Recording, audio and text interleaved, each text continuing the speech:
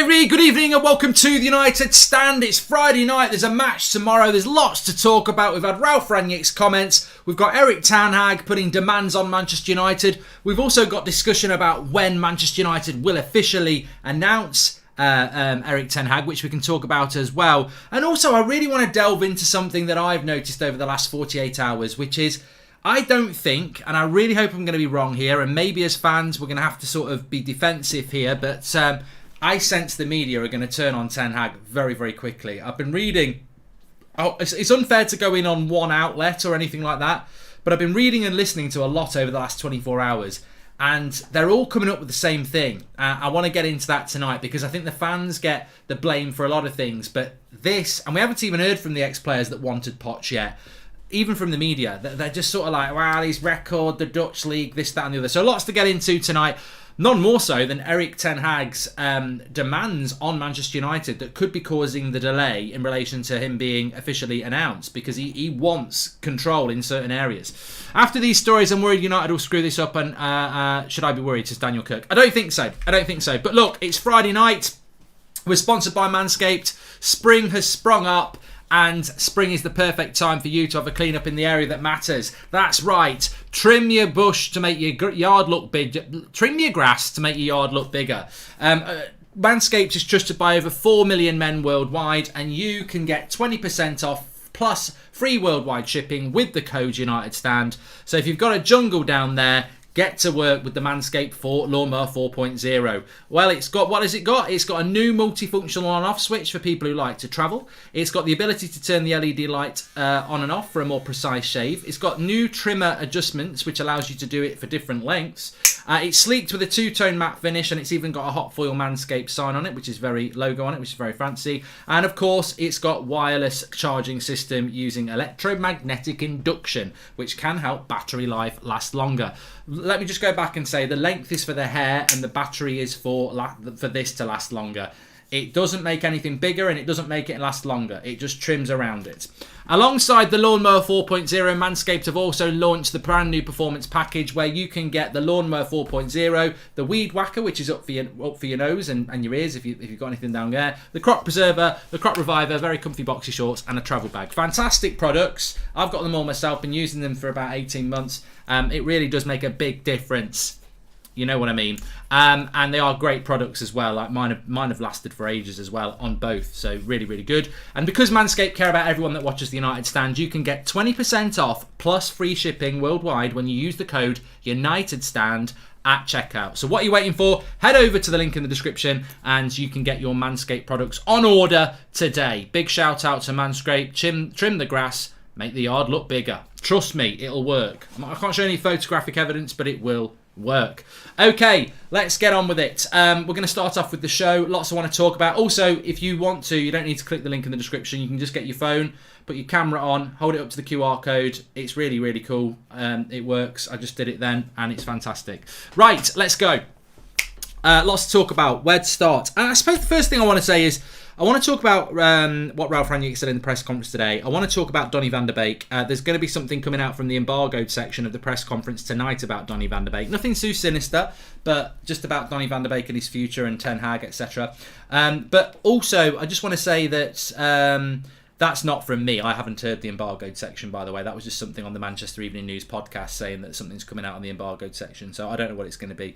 But the reality is, I also want to talk about Ten Hag's demands. I want to talk about this press thing and a few other bits. But in relation to when Erik ten Hag is going to be appointed as manager, I do think that there are some people that are getting a little bit worried. Welcome to the Members Club, Austin and Captain T-shirt. If you are a new member, do not forget to watch the Anthony versus Rashford exclusive video comparison that we've got. I'll always shout that out for the new members. Happy birthday, Mark. Hope it was a good one. So slow sports news. You are a little bit slow sports news because it was yesterday, but thank you very much for the birthday message.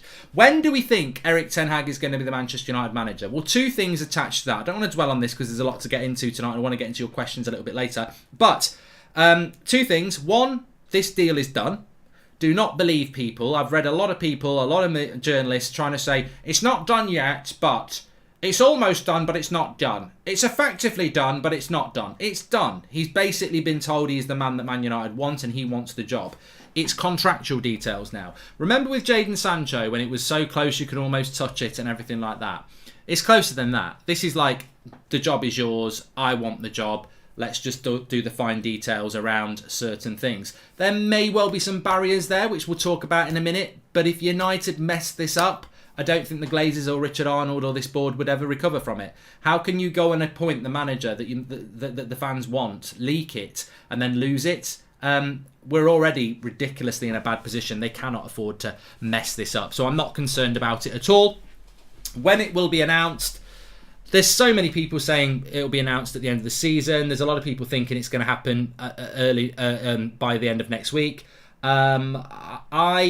I would say this: the club are prepared, and they have to be prepared. And you can always tell how close the club is to announcing something by how prepared they are. They can't announce a transfer tomorrow if they haven't done all the pictures and the marketing and got everybody ready for all the social posts and everything like that. And that takes time. Or you have to get everyone into work late. United aren't doing that around a signing at the moment. Around Erik ten Hag, they are preparing for the announcement. They're getting everything ready, because Man United's a huge global business. So Erik ten Hag preparation is going on in the club, so they're obviously prepared for it. Do I think it'll happen before next week? I mean, I can't say it won't. I don't think it will. It's Dutch Cup final weekend next weekend. I can't imagine that being announced by Man United, because then there'll be a load of press around Ajax and Erik ten Hag. And do you want that in a cup final week? And if he loses it, does he want to? I think an official announcement may be a few weeks away. I'm absolutely I'm comfortable with that. I really am, because ultimately we know we're going to get him. Steve Metcalf, welcome to the Members Club, and welcome to Prejot and Al Nasser. Thanks for joining the Members Club as well. Thanks for supporting the channel. So look, let's get to the latest of it. Dan says, please calm down. I'm absolutely calm, mates. I'm really, really calm. So let's talk about these demands. Erik ten Hag's United warning, I suppose. This sort of is a follow-on from what was mentioned on the morning show, I suppose. And it's sort of come out this afternoon from Dutch sources that there's not... I mean, they're basically saying on these Dutch sources that Erik ten Hag's being really hard on United. He's like really being hard about it. It's like, I want this, I want control, I want to be able to remove these players if I want to, I want to bring these players in, if you're going to sign a player, I want to be able to say no or yes if I want it to happen. If it's a no, I want this player. So all those things are being ironed out, and this is coming from Dutch sources again, much the same as the way the leak about him getting the job came from, I think, Dutch ESPN.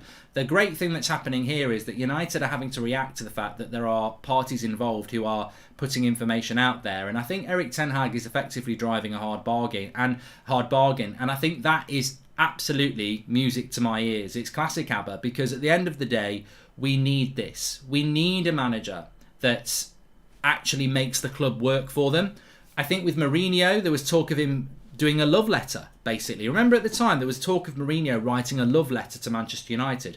And what they meant by a love letter was basically, I want this job, this is what I'll do, I'll treat you well, I'll win you this, I'll win you that. And he was basically on his hands and knees. Moyes was obviously eternally grateful. Ollie thought he'd won the lottery.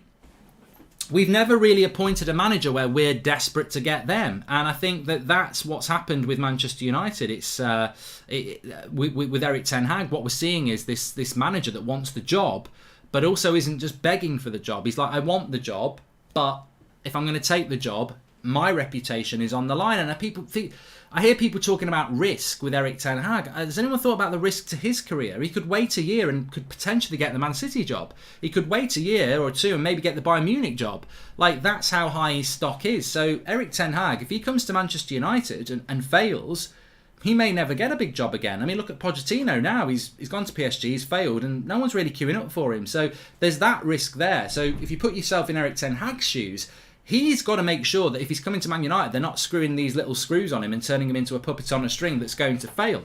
We all know if you come in as a Manchester United manager now and they say, we're in charge of transfers, you've got to pick these players, you're screwed. All right, you make a bit of money over 3 years, you're a millionaire at the end of it, but you never get another job. Solskjaer's never going to get a decent job, is he? Do you think they will announce after a loss? United often do that for positivity. I don't think we're in control, Daniel. I don't think it's up to Man United when we announce this. I don't think we're waiting to get smashed by Liverpool.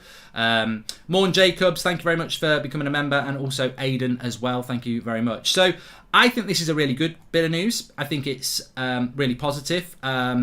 I think some people are getting a little bit nervous about it because they're like, oh, what if Erik ten Hag demands this and the club don't give it him? I think he's in a very strong position. If he is saying to the club at the moment, I want this budget, I want these coaches, I want to be consulted on any signings, and the club say, well, we're not going to give you that, and he goes, fine, I'll walk away, there's a job in Germany for me. Dortmund want me, I'll go now. Remember, Erik ten Hag has got 2 other clubs that want him. We don't know the identity, but he has got 2 other clubs that want him.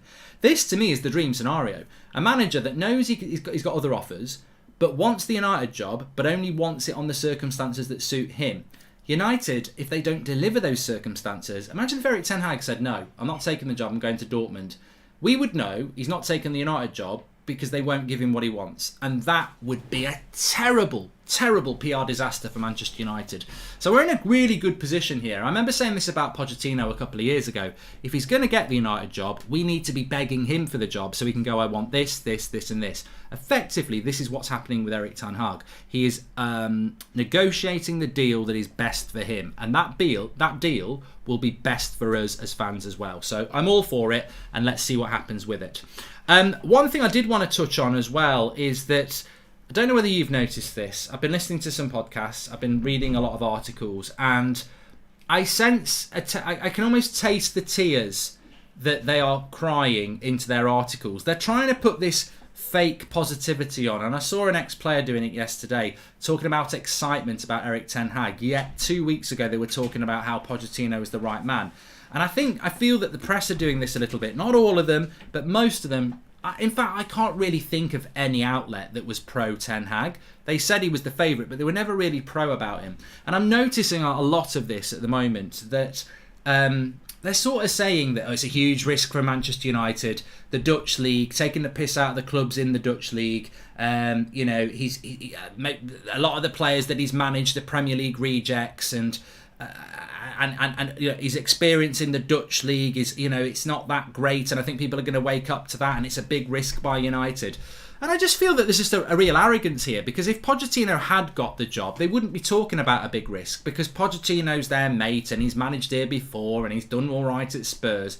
And I just feel like there was even somebody in one outlet that was saying that I bet if you sat a lot of these people down that want that want Erik ten Hag, they couldn't tell you what formation Ajax play, and they couldn't tell you where they are in the league.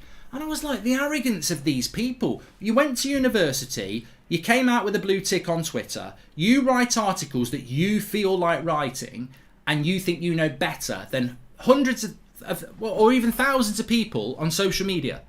You're just going to completely, stereotypically put them in a box, and they know more than you because you've been to university and got a journalist degree.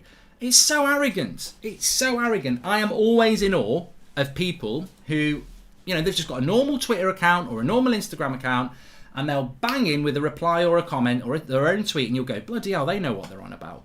This arrogance that people have just wanted Ten Hag because he's a fashionable thing is really, really, really, really arrogant, and it does get on my nerves.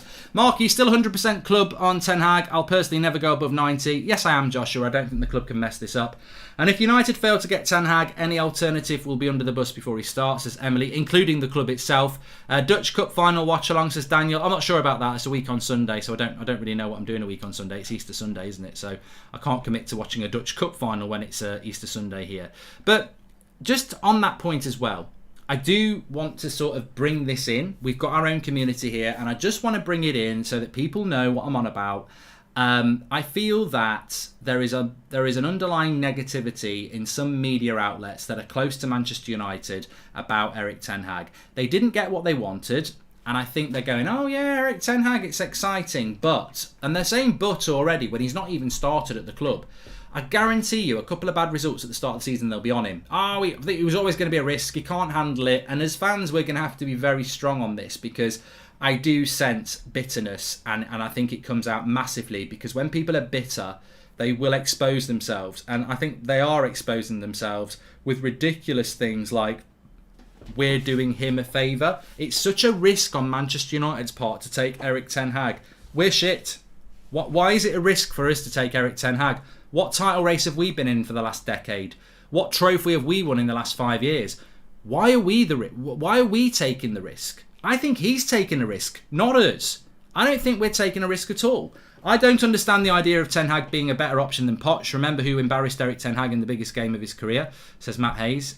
You're a Tottenham fan, Matt, though. So, to be honest with you, I do like you, but your opinion is completely irrelevant because you're a Tottenham fan. And as we know, most Tottenham fans live up the arse of Poch. I tell you what, I'll tell you this to any Tottenham fan. Would you take Pochettino over Conte? And if you would, you're an idiot. I'm telling you now, Conte's up here and Pochettino's down here. So don't stick your nose in United's business telling us Poch is better than Ten Hag. It's like sticking your nose in a beehive. You're going to get stung. Yes, De Ligt and Frank de Jong are huge rejects. These journalists like to point out how much others don't know when they are clueless themselves, says Nate. Erik ten Hag demands really shows us he's the right man for the job. The owner should put his ego aside and let Erik ten Hag run the show, says Freddie. Welcome to the Members Club, ex-Brins. And I remember when Pep was taking a break in the US and Sir Alex Ferguson was trying to convince him to join. We walked away and the rest is history, says Humphrey. Look, I wanted to bring it into the show because it's a Friday night show and I like the Friday night show. It's a little bit more relaxed. But I will call it out. I am starting to sense this... He's not even started the job yet, and people are saying it's a big risk. I will call this out. I didn't go for Erik ten Hag because he's bold and he could be a Dutch Pep. I went for Erik ten Hag because his Ajax side for a number of years has been very exciting. Because I know that's football. I speak generally to a lot of fans of other clubs, and Erik ten Hag comes up in conversations outside of Manchester United fan conversations. He is a manager that Arsenal would look at. He is a manager that Man City would look at, that Liverpool would look at. He is a very respected manager. We are not plucking a manager from the Dutch league that nobody wants. We are not plucking a Dutch league from Ajax that is definitely going to fail and is a huge risk. We are taking a manager that is one of the most sought-after managers in European football at the moment and one of the most exciting. He's not spent his... And what really pisses me off is he hasn't just managed Ajax. He managed clubs before Ajax. He won a league title working with Steve McLaren in 2013. He then went to Bayern Munich and worked in Germany under Pep Guardiola for 2 years before going back to the Dutch league and mastering it with Ajax. His CV, and what some people want to tell you, is that his CV is managing Ajax, which anybody could do. It's almost like he's managing the Dutch PSG or Man City. He's got loads of money, and you just sit there and he's successful. These people who are having a go at our fan base saying, "Oh, people just want him because he's fashionable." He is fashionable, but he's not fashionable because for any other reason apart from that he's sought after. And his career, I don't hear enough people talking about his time at Bayern Munich. Oh, he's done things at Ajax with Premier League rejects. He's built 2, arguably 3 teams at Ajax. A lot of those players have gone for a lot of money. A lot of them are playing for top clubs in top leagues. But his Bayern Munich time just doesn't get any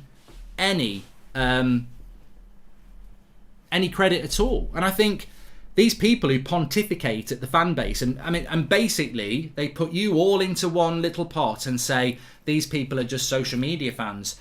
They probably don't even know where Ajax are in the league. They probably don't even know what league it's in. They probably just think Ten Hag's cool and they vote for him. Some people will be doing that, but the vast majority aren't. I've been doing the United stand for years now, and I know how passionate our fan base is worldwide, and I know that they spend their time analysing and looking at lots and lots of things.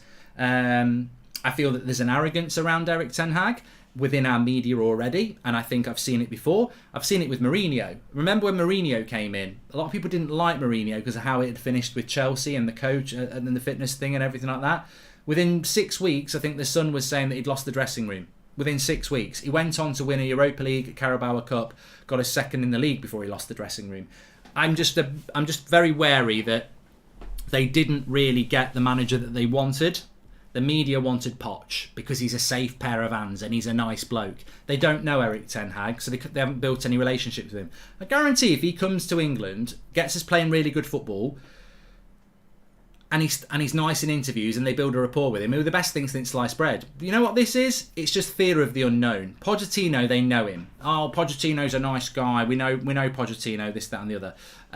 When it comes to Ten Hag, they don't know who he is, so they're a bit like, oh, we don't like this. What they should do is spend some time actually researching the guy, because I'll tell you right now, if Manchester United don't want him as manager, and they do, if he rejects Manchester United, he's going to go somewhere else, probably Dortmund, and Dortmund are a decent club. In fact, Dortmund over the last 9 years have probably achieved more than we have.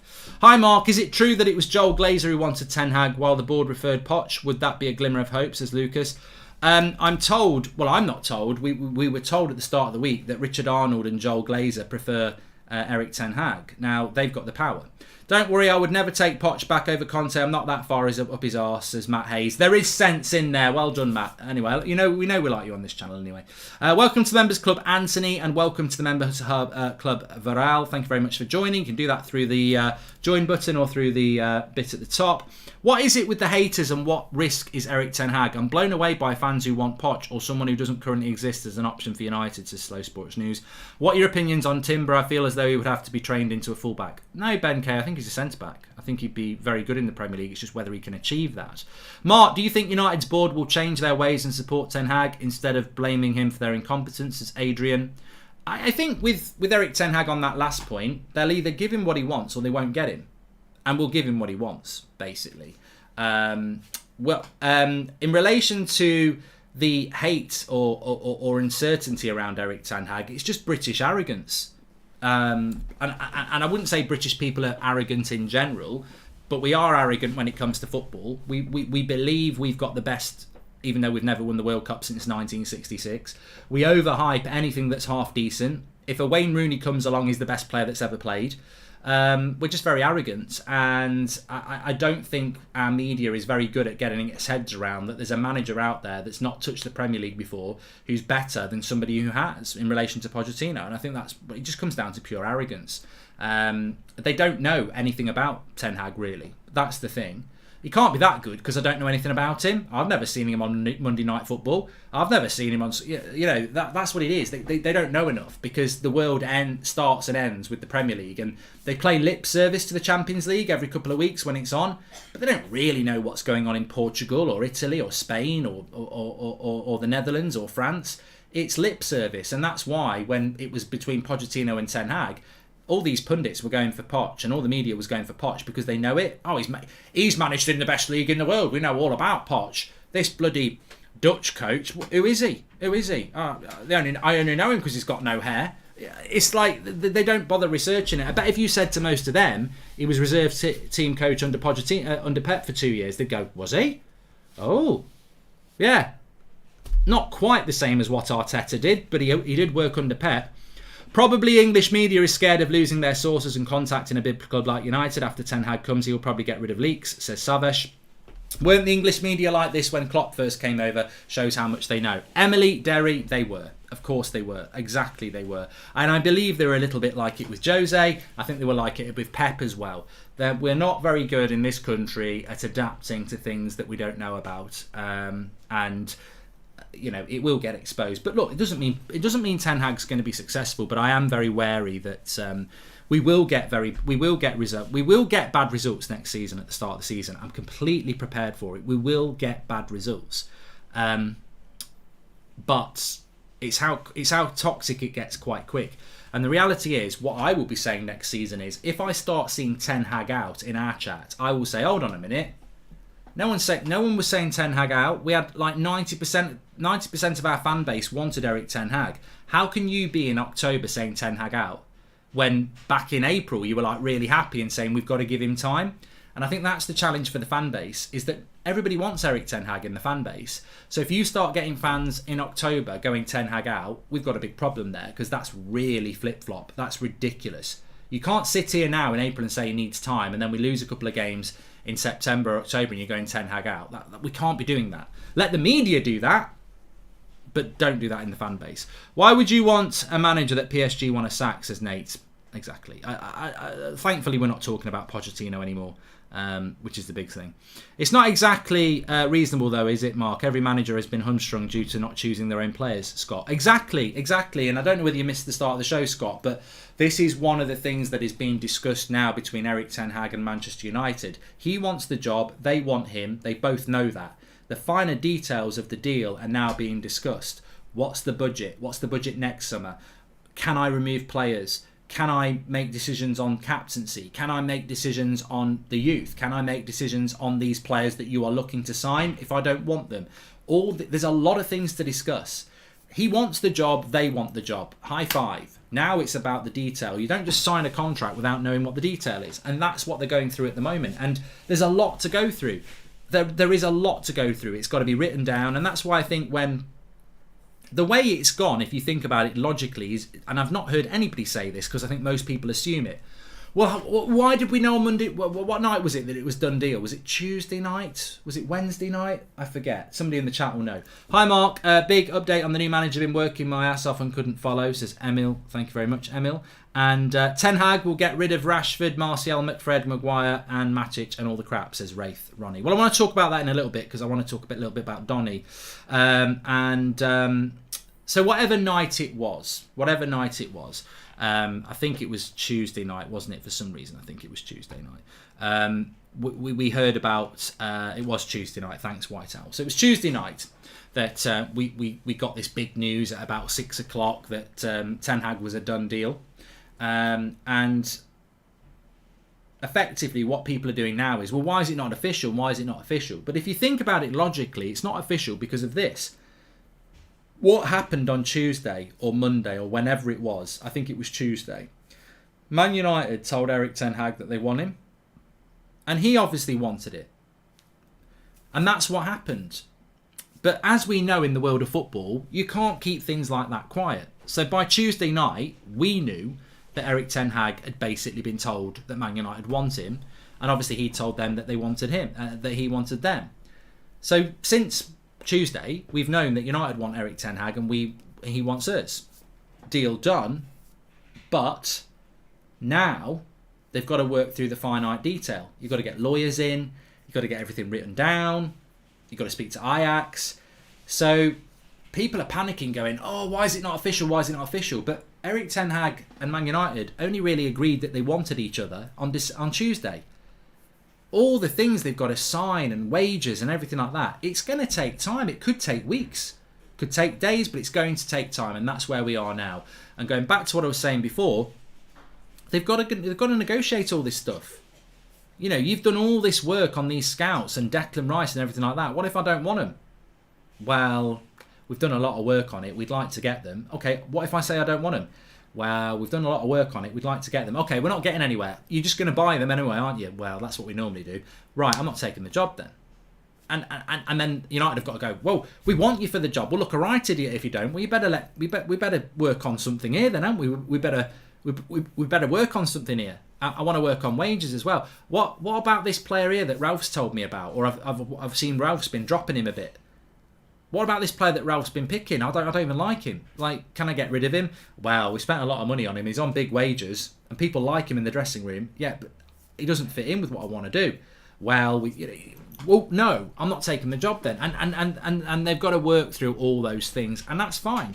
Mark, do you genuinely think the board will leave football decisions to football people? And who would be your number one transfer for the summer? Says Varel. My number one signing for the summer is a CDM. I've been saying that for 2 years. Daniel Longbottom says, Mark, this should be the standard for any manager. Just shows how much we are all about social media, says Daniel. I think Van Gaal was right about us being a commercial club, and I seriously feel that if there's any risk involved, it's for Ten Hag himself, says Laney. And sorry, Guy, I meant to ask if there's any update on the new manager. Couldn't follow. Been working, says Emma. Yeah, Erik Ten Hag's our new manager. It's just not official yet. And what do you think about the goalkeeper situation with Ten Hag as our manager, says Razor. I will talk about that. Don't make me forget. But look, the reality is that Manchester United, this could be the best thing that happens to United, because if Erik ten Hag drives a hard bargain, which I think he will, then we will end up with a manager with control, which we haven't actually had since Sir Alex Ferguson. David Moyes didn't have control. Van Gaal didn't have control, and has said it plenty of times. Mourinho didn't have control and has said it plenty of times. And come on, Ollie never had control. He was just grateful he had a job. Simple as that. Okay, let me just get rid of this idiot. Problem is they gave Ralph what he wanted when he turned them down at first. Then look what happened since. I just hope they keep their promises, says Glenn Chaplin. Well, they didn't give Rand. That was just paper story, Glenn. They clearly didn't give Ralph Rangnick what he wanted because Jesse Lingard's still here when he said he can go, and he didn't get a midfielder. So yeah, I mean, just quickly, I will come back to some of those questions, but I just want to go through some of the things that Ralph Rangnick said in the press conference today. I thought one of the biggest things he said is the match tomorrow against Everton it's more about personality and attitude. I mean, look, Ralph Rangnick's the master at bringing out the truth in a very subtle and an intelligent way. And what did we see last week against Leicester? Lack of attitude, lack of mentality, lack of intensity, and I think and lack of personality. And I think Ralph Rangnick would have been fully aware of that, and we must see that tomorrow. He also said, look, we're still in with a chance of top 4, which sounds ridiculous, but we are still in a chance of top 4. So we need to see some attitude tomorrow. But I said this on the show last night, so I'm not going to dwell on it too much, but I did say it. We're excited as a fan base, most of us, that we're getting Erik ten Hag. These players tomorrow and how they react will say a hell of a lot. Look, let's take Harry Maguire for an example. This season he's been absolutely terrible. Absolutely terrible. 80 million, 8 million. That's how much he's worth. Rubbish. Terrible. Absolutely ridiculous. Captain of the club. Couldn't lead a pack of ants to a picnic. Terrible. Terrible season for Harry Maguire. Rubbish. He's had a lot of criticism. Next season, he could be world class under Erik ten Hag, and we'll all be cheering him. Why is that ridiculous? People will say it's fantasy, but is that not what we're trying to build here? So look, what do we get from Harry Maguire tomorrow against Everton? He normally plays quite well against Everton. In fact, at Goodison Park, he normally puts in really good performances. Harry Maguire, you're the captain of Manchester United. There's a new manager coming in. Are you excited like we're excited? If you are, you should feel a little bit fresher tomorrow. What if you're a player like Marcus Rashford? Not happy that he's not been starting. Goes into the game tomorrow, plays like he did against Man City. Hold on a minute, you've got a new manager here that might be able to get something out of you. Why are you playing the same? Oh, not happy with Erik ten Hag? Already checking out? And look, they're examples. I like Rashford, and I think Maguire could be good next season. We'll have to wait and see. I'm using them as examples because I think tomorrow is going to be key. I think if we see bad performances from people tomorrow, you've got to think, hold on a minute, not happy with the manager that we've got then? Not motivated? Get out. I expect to see United different tomorrow, motivated. And look, maybe Ronaldo's not motivated tomorrow. Maybe he doesn't like the idea of Erik ten Hag. Maybe he wanted Pochettino. I don't know who these players are that want and ten Hag and don't want. All I know is there are people in the dressing room that are excited by ten Hag. There's other people who aren't. We'll see tomorrow. Because if you want to be part of this new Manchester United, it starts tomorrow. We all know who the manager's going to be. We don't need to wait till the official announcement in May or June. We know who the manager's going to be. Many of us are thinking about transfers and what next season holds and how we're going to play already. Are we going to see those players want to be part? I mean, they're in a better position than us. We're all excited and we're looking forward to it. These lads are going to put the shirt on tomorrow. They can be part of that journey. They know Erik ten Hag's going to be watching that match back tomorrow at some point, maybe over the weekend when the Ajax game's done, but he will watch it and he'll be thinking, is he what I want? They're basically auditioning from now.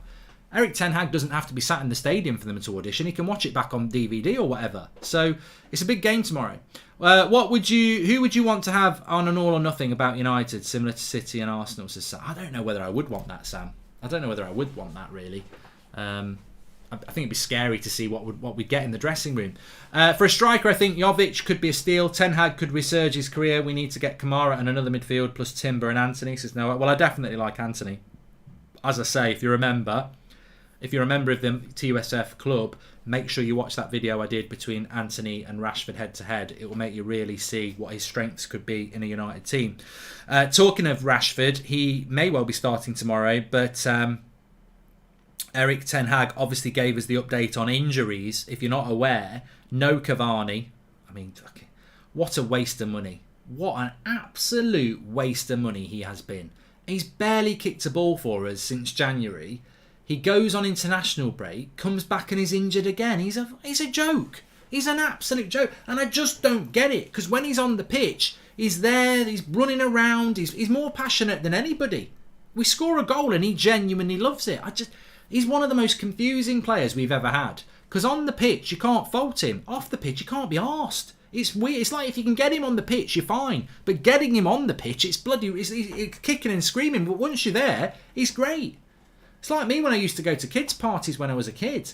And I'd be like, I don't want to go, I don't like it, I'm shy and everything like that. And then you get there, you have a bit of Coke, the fizzy drink Coke, and you're like, you have a bounce on the bouncy castle, and you're life and soul of the party. You've got your vest round your head. But Cavani just doesn't seem to want to get on the bouncy castle, does he? But when we get him on there, he's great, but he's injured again. Luke Shaw's out, he's having some operation, take something out of his a previous injury. I think it's plates or screws or something. McTominay's out, which, to be honest with you, I don't want to say I'm happy he's injured. I never am, but he was bad last week, so I'd have dropped him anyway. So hopefully that's not a long-term thing, but he would have been on the bench for me anyway tomorrow. And the worst of the lot, Varane. I mean, Slow Sports News says I like Varane and his strengths, but I'm getting very concerned about how many injuries he's had in the season.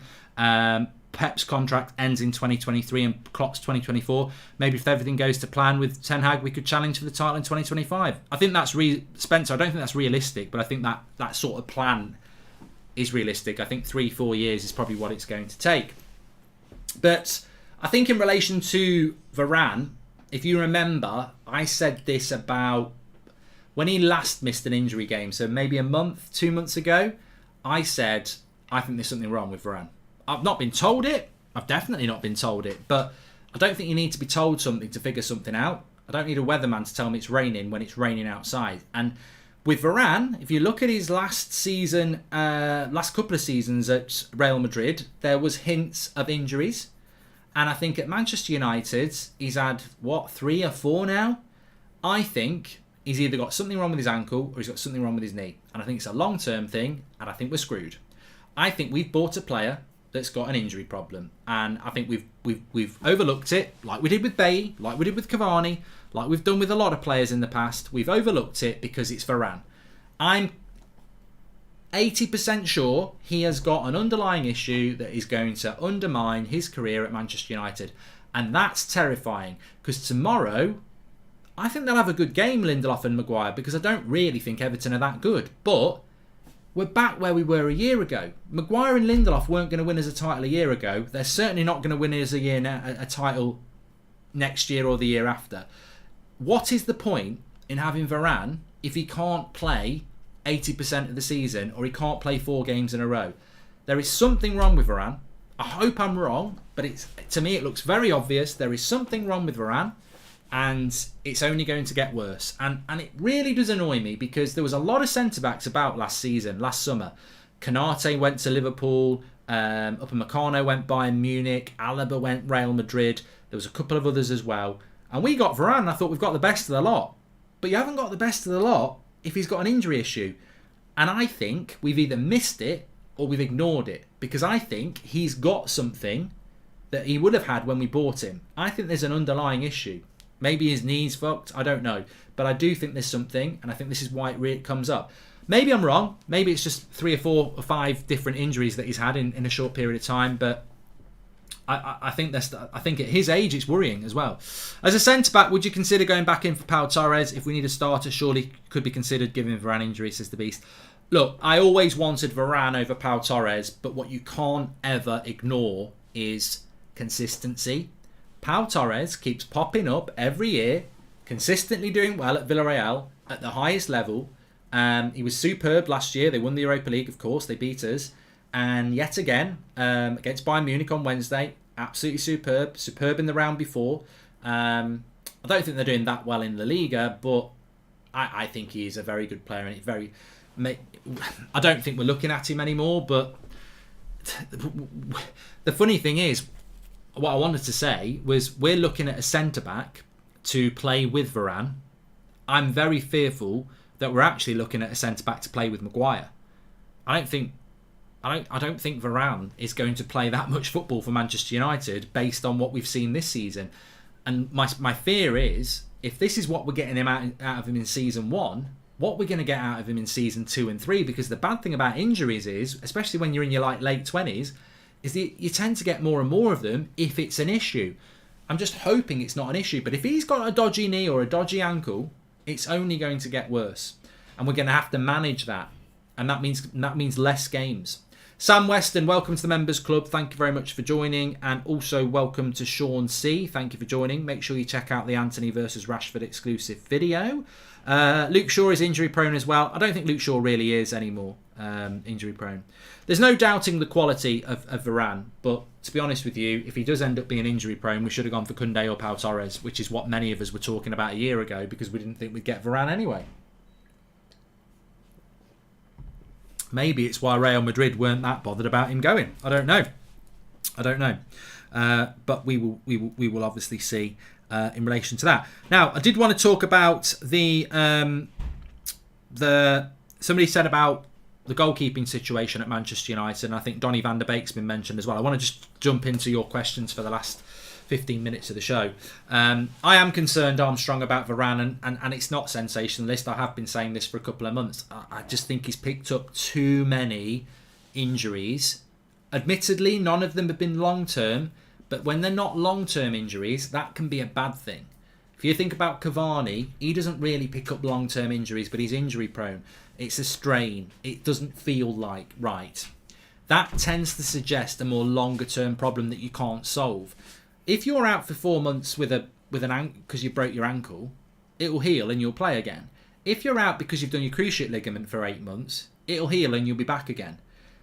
If you're out with a hamstring for 6 weeks, it'll heal and you'll be back again. But if you're out 4 or 5 times a season for a couple of weeks here or a game here, that's because you're managing a long-term problem. I feel with Varane, he's managing a long-term problem. And if he's managing a long-term problem, it's always going to be a long-term problem, and that's what scares me. It really does. But look, yeah, I wanted to just talk about this very quickly. Obviously, Donny van der Beek. Look, I was listening to the Manchester Evening News podcast tonight, actually, and they were talking about Donny van der Beek, and they were basically saying, well, look, he's not done anything at United, so why would you think that he'd do anything at United under Erik ten Hag? And again, I think it comes down to ignorance of not really knowing about Ajax and Erik ten Hag and Donny van der Beek's relationship, because you'll get the whole, well, that was in the Dutch league. Yeah, Donny van der Beek hasn't failed at Manchester United. Jay Piggott, thank you very much for subscribing.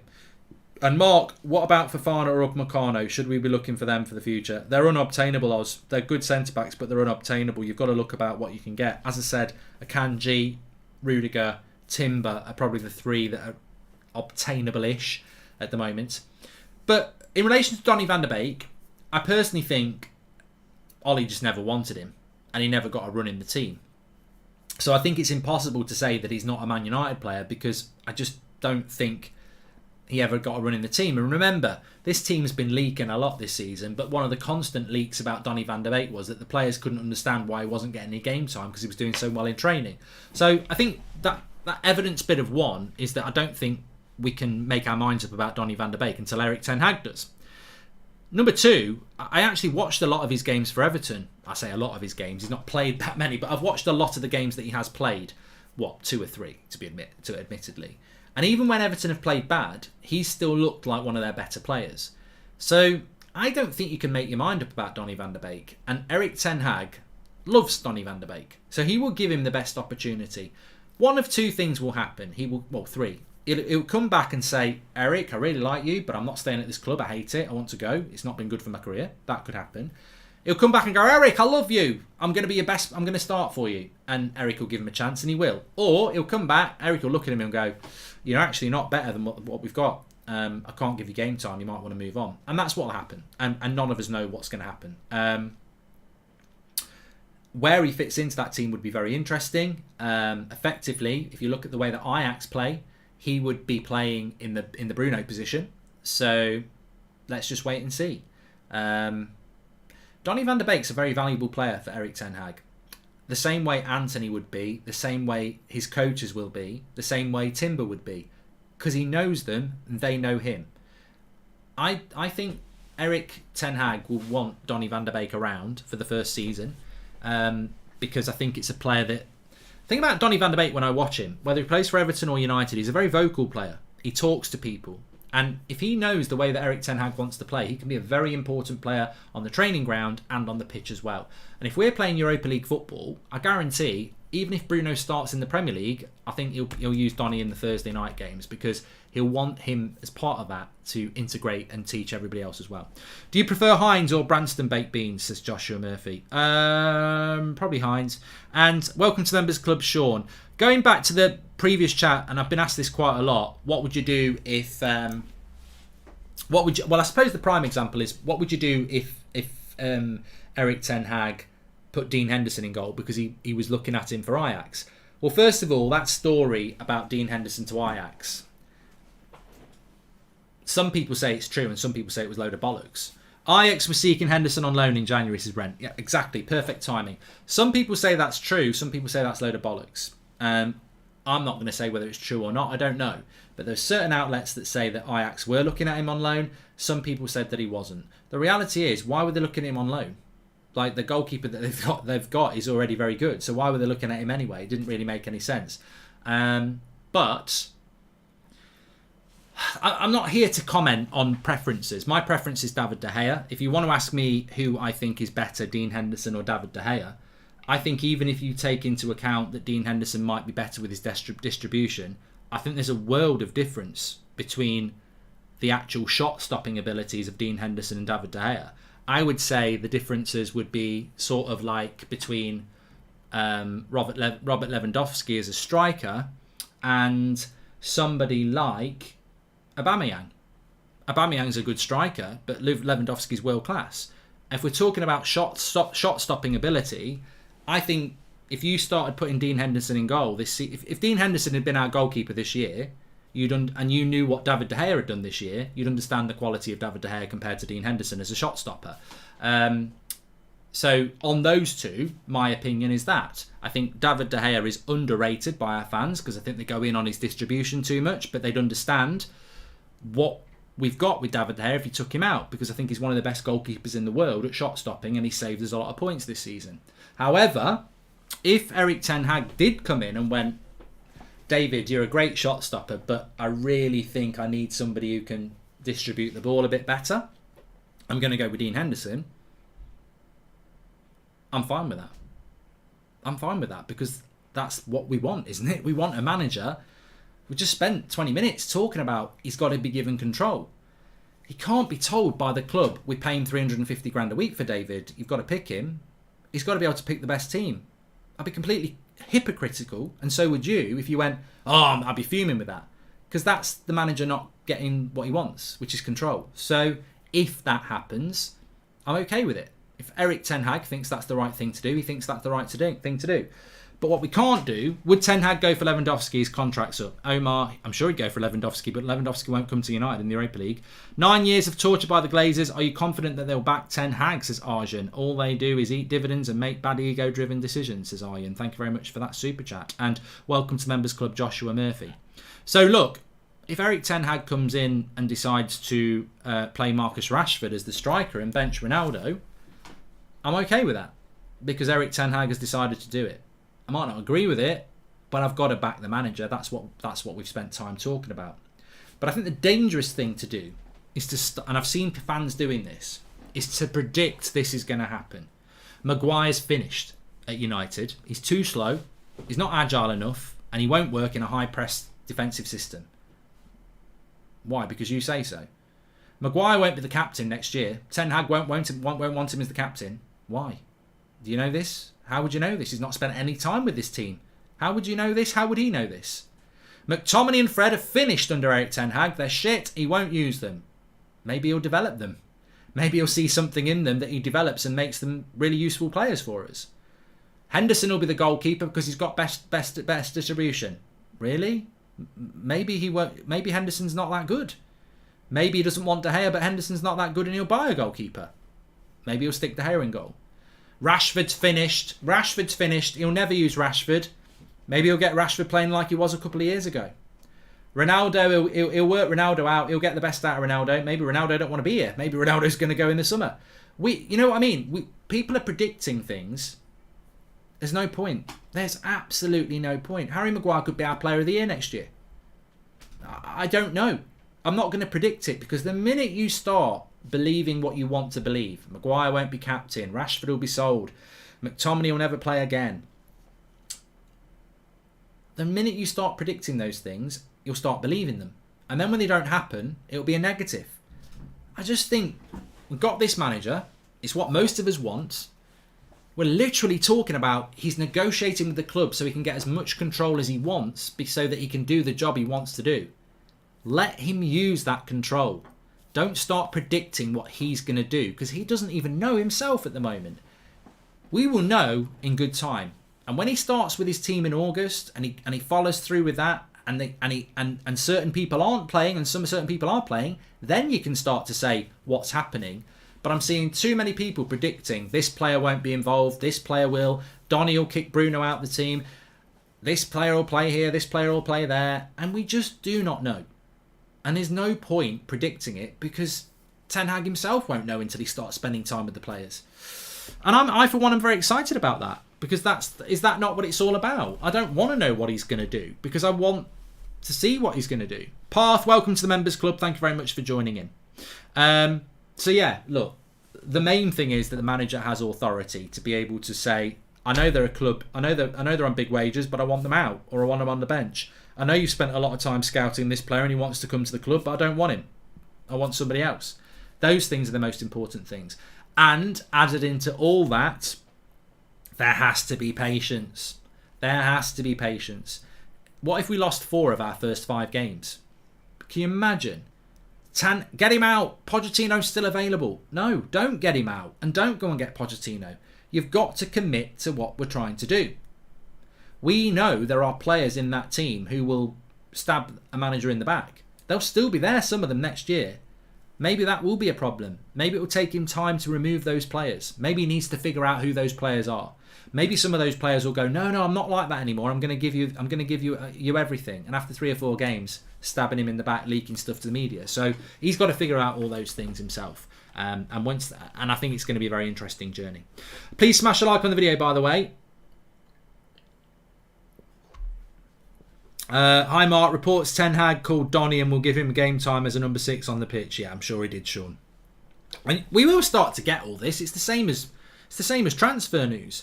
We will start to get all this, but I don't mind talking about transfers. I find that exciting. I don't mind talking about ins and outs, but I don't want to talk about this player's going to be dropped. This player's going to be the captain. This player will never play for this manager. I'm like, you haven't got a bloody clue. You haven't got a clue because the best example is for everybody who says, oh, you'll never pick Wan-Bissaka at right back. Oh, he's never going to do this. He's never going to use McTominay. He's never going to do this, right? Okay.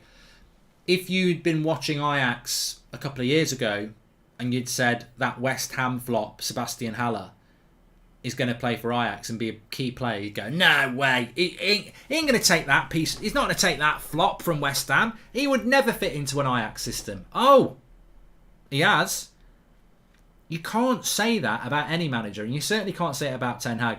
Oh, he's not a Ten Hag type of player. He's definitely not going to work. Because if you've watched what Ten Hag has done at Ajax, there are players that you'd go, he's not really an Ajax player, and he's turned them into not turned them into an Ajax player, but he's turned a system that will get the best out of them. Which is another feather in Ten Hag's cap. Mark, do you think Rangnick spoke and advised Ten Hag what to ask and demand from the club? I'm sure they will talk, Irfan. I know Rangnick said in his press conference today that hasn't happened, but they will talk. Of course they will. Of course they will talk. So, look. Giannas says, Erik Ten Hag likes athletes with brains. We've got neither. This is a big problem at United. Ralph Rangnick said it again today. It's about attitude, physicality, mentality. This has been mentioned a lot. And it's funny because one thing I always used to say about Fred and McTominay was that I don't think they're very good footballers. They're Duracell bunnies. You put a battery in and they never stop running. And yet, Erik Ten Hag talks about a lack of physicality. But it's physicality and mentality. And Erik Ten Hag does like players like that as well. Ralph Rangnick has struggled at United because we haven't got players like that. So we're going to have to go and get players like that. The place we need them is we need 2 in the midfield. You can get away with them in other areas, but we've got to have that in the midfield. We've got to have that energy and physicality. And it's not just being able to run around. It's football energy. It's football ability. Hi Mark, what do you think about Rennie Mullenstein rumours to become part of Ten Hag staff, says James. Well, apparently, good news and bad news, Van Persie was the one we wanted, but apparently he can't take the job because it doesn't fit in with him at the moment coming back to the Premier League and living in England because of personal circumstances.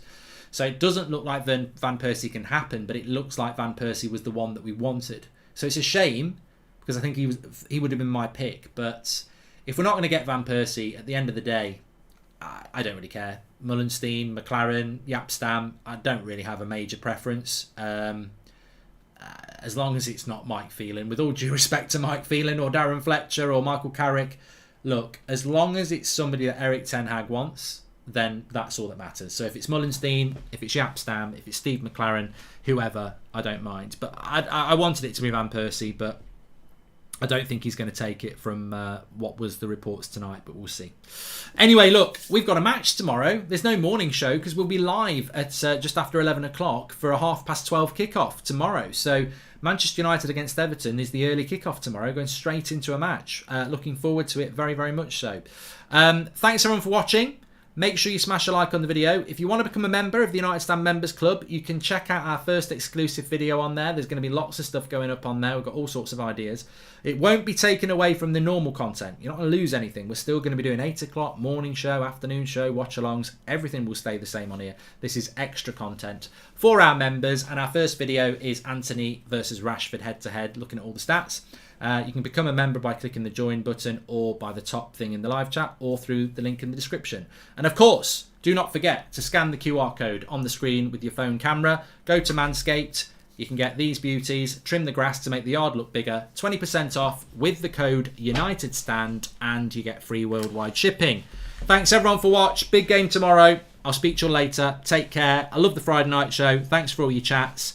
And I'll speak to you all tomorrow. Let's bring it on. See, Ronaldo's back. Let's get some goals in the back of the Goodison Park nets. How's that?